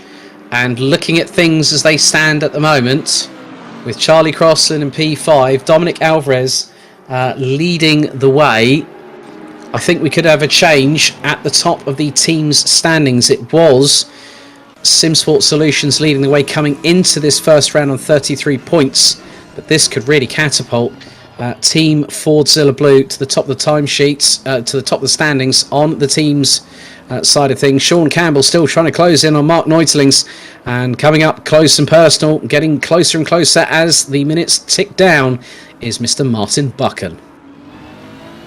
Really is fantastic to see after the crazy opening 10 minutes of the race. It's been a classic remainder that we've got, and setting ourselves up nicely for a final 15-minute dash for the cash. Alvarez looks to have this one settled in the books already. That gap now firmly at 7.3 seconds. It's not coming down at all. So Alvarez doing everything that he needs to do. Good to see again that Regan Mitchell back up to speed now, 148.5 that last lap round, as we see Bradley Brockey's trying to close up on the number 68 that's just in front of him. And of course that is Chris Wilson that he's trying to catch up on. But as I said, 15 minutes left to go, Alex. The track's starting to cool down very, very slightly down to 32 degrees. And these cars are now going to get faster and faster. And indeed, the 63 brings out the yellow flag, and that's Max Spooner, and that's on the exit of the Ascari. Again, for the second time this race. Yeah. I and also, I've just seen, I think Max Spooner might have retired from the race because he's in the pits now. Bradley Brockey's going side by side. That's brave on Chris Wilson. That's going through Cova Grande and into Della Roggia. Bradley Brockey's, will he get the brakes on at the right moment? Into the chicane. Chris Wilson still going side by side. Wilson's going to get the inside run, but Brockey's round the outside. Going out to Della Roggia. And here's Sean Campbell. And he's trying to get the move done through the Rettifilio. Trying to power out of the corner in the Lamborghini. And he's still got that big old Bentley of Mark Neutlings around the outside going through Cova Grande. And again, we could see a repeat of what we just saw between Wilson and Brockey's into Della Roggia. Martin Buchan, don't you dare make it 3 wide going to the chicane, you absolute charlatan. And he might have heard me right then if he's got the stream in his ears. But good work there between Neutelings and Campbell. Campbell was looking briefly up the inside of the 555 Bentley, going through into the first Lesmo, and thinks better of it. Yeah, I'm not a fan, if I'm honest, of Neutelings pushing Campbell to the grass there, basically showing him no room on the start-finish straight there. Not the biggest fan of that sort of behaviour, but it is racing after all, and you get the feeling that Martin Buchan is just trying to keep these two in check, but knowing that there's a high potential for collisions, and Sean Campbell tries to go around the outside.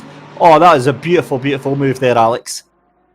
Yeah, but look at what's just happened. The door's been opened by Mark Neutelings as a result of that. Martin Buchan now to the outside on the straightaway down towards the Parabolica. Martin Buchan might have gotten the legs on the Lexus in comparison with the Bentley. He turns it in, he gets the apex, and now Martin Buchan finds himself in 6th position. Maybe a top 6 could be on the cards. 11 minutes and 10 still to go on the timer. Yeah, and he's still within striking distance of Sean Campbell there in the 88 Lamborghini right now. But again, look at the legs that Bentley has got from Martin Neutelings. He's absolutely charging on the start-finish straight here, onto the brakes there, and going to leave no room whatsoever. Martin Buchan has to turn into the corner, gets it done, and shows a little bit of retaliation to that Bentley. Yep. One good turn deserves another, so to speak. Mark Neutelings, we ride on board on the 555. Positive perception. Bentley Continental GT3. As we head into Della Roggia once again. But this time, Martin Buchan gets a little bit of a distance between himself and Crew's finest in terms of the machinery that Mark Neutelings I've seen in quite a few times. I think the first time when I came across him, he was running in a Bentley. It's good to see that he's gone with a car that he knows very, very well indeed. Look behind. Oh, now, was that a bit of a wiggle there from one of the Nissans? That was possibly Bobby Trundley there, maybe, or that might even be Luke Pound. No, that is Bobby Trundley, because there is Dean Riley, who's closing in on David Simon. So it looks like we could have a little bit of a fight on our hands for the final spot in the top 10. And the more important thing here is that Dean Riley has been running on 75 kilos of ballast the entire qualifying session, the entire race. And that ballast is going to switch to Dominic Alvarez once the checkered flag flies.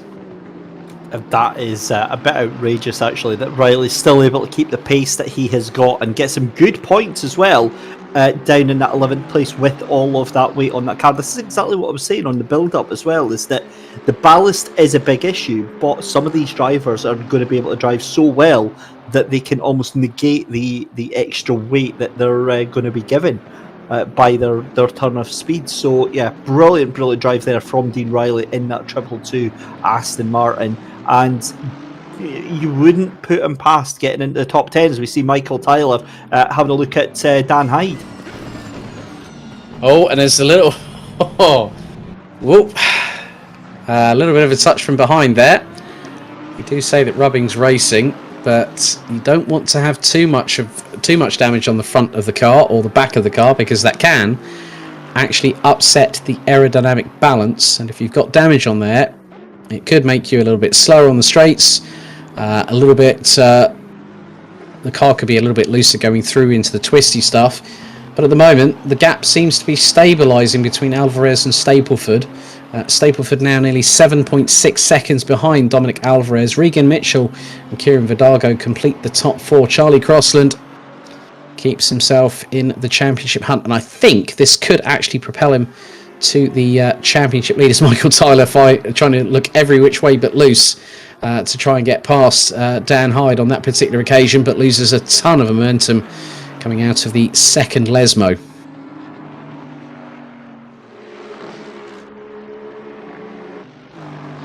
So 7 minutes 40 left to go in the race here. Bobby Trundley still trying to hold on to the back of Dean Riley, and yeah, this has been a good performance. Some good points from Bobby as he power slides that GTR around the parabolica there. Not the ideal line, but it keeps the foot in and it keeps the power down to keep his foot in on that one. Looking at the gap between Dominic Alvarez and Robbie Stapleford, it's safe to stick a pin in that one and say that it's done, because that gap now 8.0 seconds right now. So yeah, cracking job from Alvarez. He's had control of the race all through this evening, and quite honestly, Alex, he's made it look very straightforward. Indeed. So Trundley closing in on Riley. The gap between them 0.6 of a second, or just over 0.6 of a second.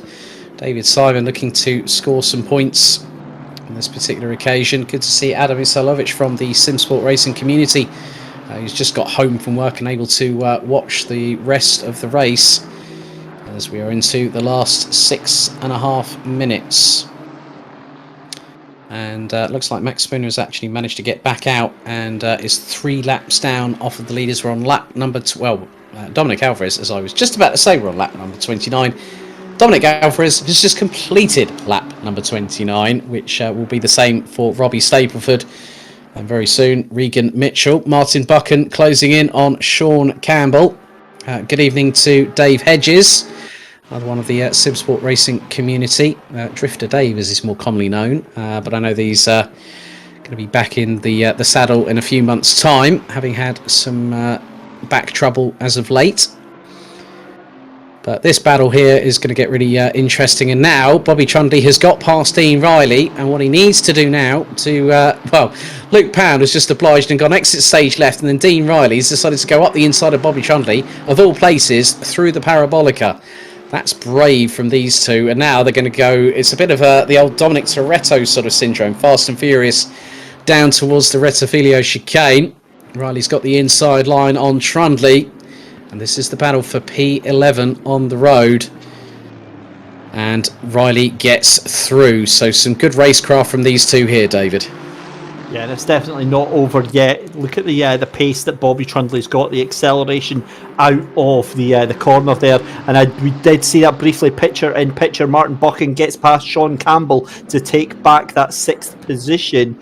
I think 10 seconds behind Charlie Crossland is going to be too much of an ask with Bobby Trundley right now onto the rear end of Dean Riley. And if there is a man that you do not want in your rear view mirrors, Alex, is Bobby Trundley, because come hell or high water, he is going to be making his way past. Yeah, so quite... yeah, I think you're very much on the point, on the money with that one. So, yeah, you don't want that person in your rear view mirror bearing down on you like a ton of bricks. But we've got 4 minutes and 15 still to go. And at the moment, Stapleford is trying to close the gap. Alvarez looks to be on a little bit more of a Monday evening cruise on the way home from work, because he's just put in a 1 minute 50.166. Robbie Stapleford has got the gap down to just over 7 seconds as of the start-finish line, as they are now making their way through De La Roggia, and it looks like Dominic Alvarez has actually got Goldschmidt just conveniently behind at the minute, going through the 2 Lesmos. But with 3.5 minutes, Alvarez has pretty much sewn this one up the minute he got the advantage, and the unfortunate incident that involved Goldschmidt, who ended up going into the barriers coming out of Ascari. Yol's race was very much compromised, but she's managed to get up into 18th position and is 17.7 seconds behind Charlie Purr in the number 888 Cadan Casual Apex number 2 Cadan Casual Apex 2 Ferrari. Stuart Ross French has also started off well with a 6th back at Kyalami, having had a great battle with Will Dendy. Now closing in on Portugal's Paulo Tempera in the sole Audi R8 LMS GT3 Evo that we actually have on this grid. Ben Brown still in 15th position, and Bobby Trundley is about 6 seconds up the road from this battle, as Ross French, and Tempera comes through the Lesmos, as does Ben Brown. But just keeping an eye on what's happening between Martin Buchan and Sean Campbell. Half a second separates those two, and they're still battling over 6th place. But at the moment, Buchan looks to have that very much in the bag. Yeah, it really does, and I think I'm having a look at the leader here of Dominic Alvarez, and something's happened this past couple of laps, because Dominic Alvarez, his lap 2 laps ago was 150. He did a 149.1 there, and that's about 3 tenths slower than the car behind him. Given there's only 2 minutes left to go, it's not a massive deal. But 6.3 seconds. The skeptic in me, the really, disgruntled old man, Alex, I would be fooled to think that they were trying to make some sort of beautiful photo finish here. Well, considering it would be a good one for the team at Team Fordzilla. And there is Stapleford in the background as Alvarez and Goldschmidt come through, shot into the Ascari. And next time around, it will be the 33rd and final lap of this race, round 2 of the 8-round calendar, which heads to Little Budworth in Cheshire at a lovely little track called OULTON Park. You might know of it. But we've got 60 seconds on the clock. Alvarez will come through, and at the end of this race, will have completed nearly 120 miles of racing. Alvarez crosses the line. 1 more lap remains. And the gap between Alvarez and Stapleford is 6.5 seconds. We go back on board with Stuart Ross French, who is trying to close down on Paulo Tempera from Portugal in the number 8 Audi. We still do have 26 out of the 28 drivers there. You can see picture in picture Dominic Alvarez and Goldschmidt going through the Cova Grande as Stuart Ross French exits the Ascari chicane and heads down towards Parabolica. Regan Mitchell has done a pretty good job to bring it home in 3rd place as the timer is fast approaching its inevitable conclusion of ticking down 2-0.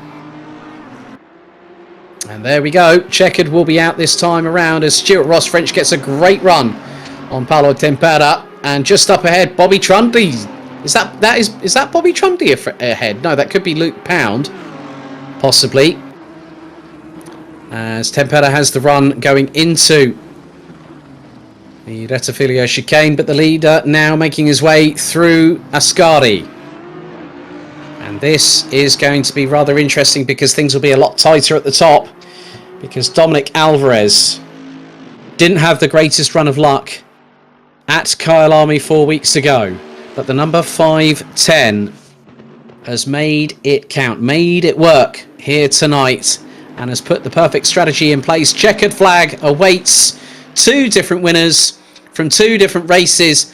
Dominic Alvarez, accompanied by Goldschmidt, across the line, takes the checkered flag, and this now will help Team Fordzilla Blue. Robbie Stapleford, substituting for Nick Foster this week, takes 2nd position. Regan Mitchell rounds out the top 3, having started in this very position an hour ago. Kieran Vidago brings another one home for Simsport Racing. Charlie Crossland for Team Fordzilla Blue this means provisionally Team Fordzilla Blue will now take the lead in the standings. Martin Buchan on his season 3 debut. He was at the 19th hole 4 weeks ago. He wasn't tonight. P6. Good work from Sean Campbell. Another now a top 7 finish, along with the top 3 for the 88 from Divario Corsa. Mark Neutelings on his eTeam BRIT GT Challenge debut takes P9. David Simon rounds out the top 10. Dean Riley takes 11th. Bobby Trundy 12th. Paulo Tempera pips Stuart Ross French to 13th place. At the end of it all, Ben Brown takes 15th with Hamish Eisner. And then we've got Charlie Purr. Goldschmidt she'll finish down in 18th position after what drama she suffered earlier in the race. Bradley Brockies, Tim Lane, Chris Wilson, Michael Tyler, Daniel Hyde, James Hall, Luke Pound and Max Spooner being the last of the drivers to take the checkered, with an unfortunate DNF for Will Dendy, and Rich Smith's race really didn't get running at all, and didn't even get past the start-finish line after the initial turnaround. But David, a very interesting strategic race here at Monza, and it really does set the scene for when we go to Oulton Park in just 4 weeks. It really does. And Dominic Alvarez, the strategy masterclass tonight, just go fast. That was it. That was all he had to worry about tonight.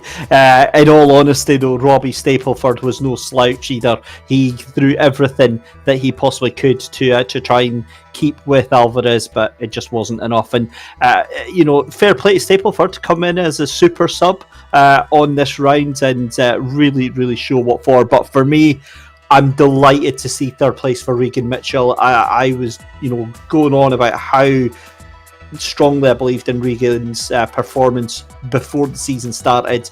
But after that horrible incident into turn one that could have completely ended his race, he kept on going, got that third place out of it, and yeah, well done to him. And of course, as much as I love to take the mick out of him, huge well done for Martin Buchan. 6th place there, good points, and we move on to Oulton.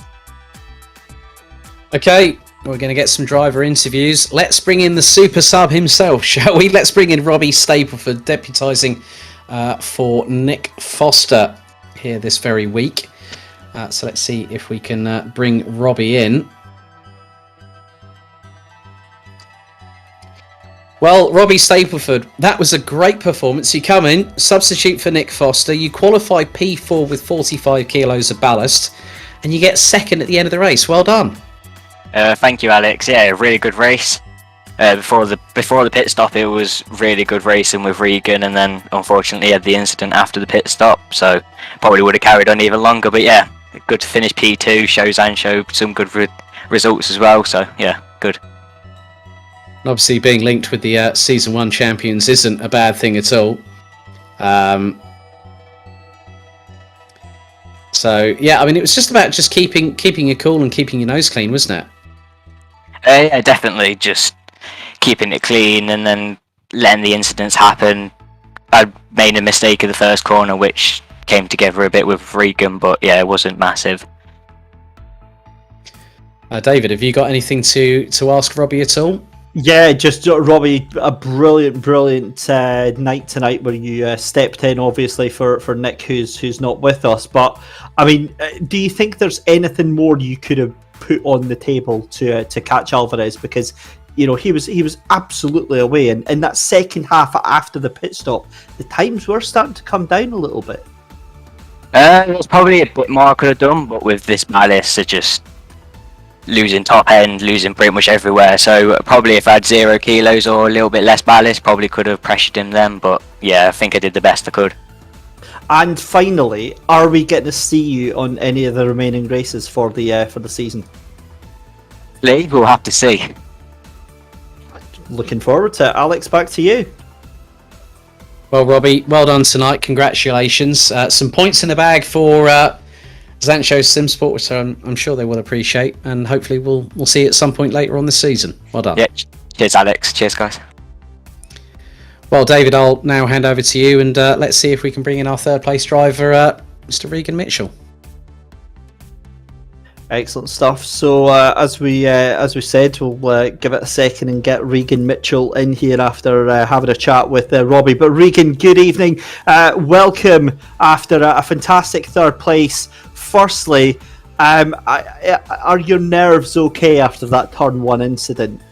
Yeah, they're alright. Actually, it wasn't too bad because I spun 360 degrees and just turned the engine back on halfway around, was ready to go. But yeah, it was a shame because I think I could have had a really good go at second place. Did you have any warning of it at all, or did you just get absolutely smashed from nowhere? Just completely gone. I didn't see him coming or anything. But I mean, obviously, joking aside, you were able to recover from that, and a third place is a strong performance. Is there anything else that you could have given out today, because you had some good pace on the first sort of 5-10 minutes? Well, I can't. After the accident, I can't say. I was always going to fight more, but as far as quality and race pace is concerned, that's pretty much where I was. After the accident, I was really lucky. I only had light front damage, and it made the car way nicer to drive, safer, but I just couldn't get the time out of it anymore. So that was my race for second over. And obviously, going in towards OULTON next month, you've got a considerable amount of ballast. How do you think the car's going to handle at the track with that weight? Well, I'm dreading it, to be honest. Last time I did a league race at OULTON Park, every single Ferrari in the race spun out. So some good positive vibes there, then. Yeah, I'll do my best. Excellent stuff, Regan. Thanks very much for joining us tonight, and well done on taking that third position. Thank you. Big thank you to Regan there for joining us. But we have one more driver to interview before we call it time for tonight. Well done. Congratulations, Dominic Alvarez. Firstly, good to see that you're back where we were kind of expecting you for Kyalami, but obviously Kyalami didn't work well. But here at Monza, you proved a point tonight, didn't you? Well done. Hello. Well, it was pretty cool. Did not have a disconnect this time, to be honest. No, the first round was pretty unlucky. First that accident in the turn 1, and then the disconnect like 5 minutes before the end. It was pretty frustrating for me. But no, I knew the Merc was pretty good on this track, and I have no ballast thanks to the things that happened. And yeah, it was like just managing the distance to Stableford and to Mitchell, to be honest. And it was pretty difficult after my pit stop, because I've got pretty early 18 seconds damage because of 2 backmarkers. They didn't know I was there, or I don't know what happened there. Yeah. And yeah, I'm just glad I could manage to keep the distance between them and finish on P1. Yeah, I didn't expect it, to be honest. Yeah, I mean, it was really good to see that Goldschmidt decided to accompany you across the line in a Team Fordzilla photo shoot opportunity right there at the end of the race. But for Yol, it was a real disappointment for Yol, because she was right behind you, got back in behind after the start. You both took it very easy through the first chicane, but then Yol's race came undone, and it was very much going through Ascari, whacked the curbs coming out of the left-hander. The car went off, the front end hit the barriers, and then all of a sudden, Yol's then got a lot of work to do, but still managed to get the car back home in 18th. That was still very, very a good thing to see, that you Team Fordzilla drivers don't give up no matter what happens. Yeah, it was a shame that happened to him. I was crying. But, well, it's just like always, that's something that happens never in the practice, but it happens when it counts. And that's very frustrating. But I think he will be coming back again stronger in the next round with no ballast, so don't worry. Yeah, now we have to talk about OULTON Park, round 3 in 4 weeks' time on the 20th of September. The Mercedes is going to be a bit of a handful. How do you fancy your chances at OULTON Park? It's a very different circuit to what we have here at Monza. Well, I have no idea, because those 2 are my first races with the Merc in this game, and I never driven OULTON Park. So my chances, I think, should be somewhere in the top 10, I hope, with all the ballast. And if I get lucky to not get into any carnages or so, that should be my goal, the top 10 for the next round. Okay, really good to hear that, Dominic. As well as winning the race, you also posted the fastest lap. So on behalf of the eTeam BRIT GT Challenge, we'd like to say many congratulations because you have won a bottle of Copperfield London Dry Gin, and you also will get a pair of IMB Racewear eTeam BRIT racing gloves on its way to you. So well done tonight, and congratulations. Ooh, thank you. I can't wait for that. There we go. Dominic Alvarez, our round 2 winner here at Monza. And David, just really to close things off, 4 weeks' time, we head to a circuit that you and I have both been to, we both love, deep in the heart of Cheshire, OULTON Park. It's going to be rather interesting, isn't it? Yeah, it really is. It's a brilliant challenge. It's such a unique circuit. The camber changes, the Shell Oil hairpin. It's so many difficult corners, and you get 30 GT3 cars into there. It's a recipe for excitement for sure. So you're definitely not going to want to miss that one. So if you are on the Assetto Corsa Competizione platform and you have a rig and you want to get involved, you can head to the link in the chat where you can actually go to gridfinder.com and join the grid for the remainder of the season. That is it from us here tonight at the Temple of Speed, Autodromo Nazionale di Monza, with myself, Alex Goldschmidt, and